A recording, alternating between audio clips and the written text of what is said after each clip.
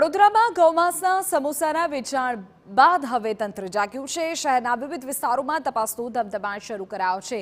20થી વધુ નોનવેજની દુકાનોમાં ગૌમાંસ અંગે તપાસ હાથ ધરાઈ હોવાના સમાચાર છે।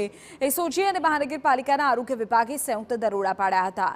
ન્યાય મંદિર, માંડવી વિસ્તાર, પાણીગેટ વિસ્તારમાં આરોગ્ય વિભાગે કામગીરી કરી। એસઓજી અને આરોગ્ય વિભાગની આ ઝુંબેશ આગામી દિવસોમાં પણ યથાવત રહેશે તેવા સમાચાર છે।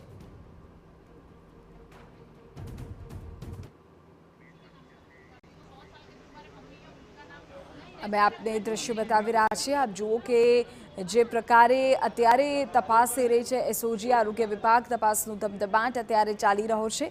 ઉલ્લેખનીય છે કે ગઈકાલે જે આખી ઘટના સામે આવી, ગૌમાંસના સમોસા વેચાતા હોવાની વિગતો સામે આવી હતી, જેને લઈને સેમ્પલ્સ પણ એકઠા કરવામાં આવ્યા। આજે ફરી તપાસ થઈ રહી છે।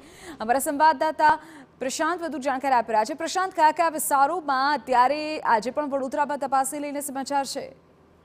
हाँ, बिल्कुल थी। 2 દિવસ અગાઉ જ્યારે વડોદરા શહેરના પાણીગેટ વિસ્તારમાં આવેલા ભદ્ર કચેરી પાસે એક દુકાનમાંથી ગૌમાંસના સમોસા વેચવાનો મામલો સામે આવ્યો, કેસ સામે આવ્યો હતો, તેને લઈને પોલીસ એક્શનમાં આવી હતી। ત્યારે ગઈકાલના રોજ પોલીસે જે એસઓજી પોલીસ છે, એસઓજી પોલીસ દ્વારા પાલિકા તંત્રની આરોગ્ય વિભાગની ટીમ અને ફોરેન્સિક ટીમને સાથે રાખીને પાણીગેટ, ન્યાય મંદિર, મંગળ બજાર અને માંડવી વિસ્તારમાં આવેલા નોનવેજની દુકાનો ઉપર ચેકિંગ હાથ ધર્યું હતું અને 25 જેટલી દુકાનોમાં ચેકિંગ હાથ ધર્યું હતું। જો કે શંકાસ્પદ કોઈ વસ્તુ મળી નથી આવી, પરંતુ આ જે હવે ચેકિંગ છે વડોદરા શહેરમાં જે કૌભાંડ સામે આવ્યું છે કે ગૌમાંસના સમોસા વેચવાનો મામલો સામે આવ્યો છે, એ મામલા બાદ હવે પોલીસ એક્શનમાં આવી ગઈ છે અને આજ રોજ બી વડોદરા શહેરના જે વિવિધ વિસ્તાર છે જ્યાં નોનવેજનું સૌથી વધુ પડતું વેચાણ થતું હોય છે, તેવા વિસ્તારમાં આજે પણ કાર્યરત રહેશે આમની કામગીરી।